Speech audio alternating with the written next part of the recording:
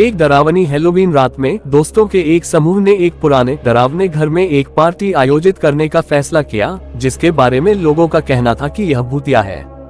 उन्होंने जर्जर हवेली को और भी डरावना बनाने के लिए उसे नकली मकड़ी के जाले, खौफनाक मोमबत्तियों और डरावनी सजावट से सजाया।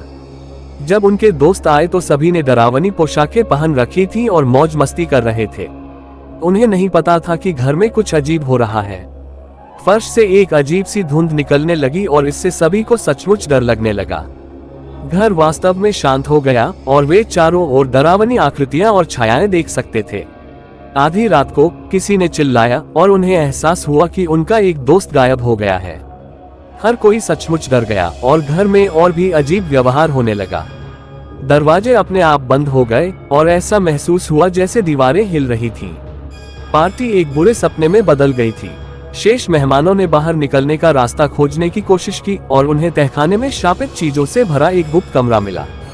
उन्हें एहसास हुआ कि हवेली एक ऐसी जगह थी जहां अतीत में बुरी चीजें हुई थीं। एक एक करके मेहमानों के साथ भयानक घटनाएं घटी और घर में डरावनी चीजों ने उन्हें वहां रहने की सजा दी। परछाइयां डरावनी बातें फुसफुसाती थीं और भूत लोगों को अंधेरे में ले जाते थे।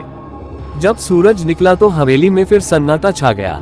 हैलोवीन पार्टी वास्तव में एक डरावने अनुभव में बदल गई थी और इसने दिखाया कि कुछ स्थानों पर कभी भी गड़बड़ी नहीं की जानी चाहिए, खासकर हैलोवीन की रात में।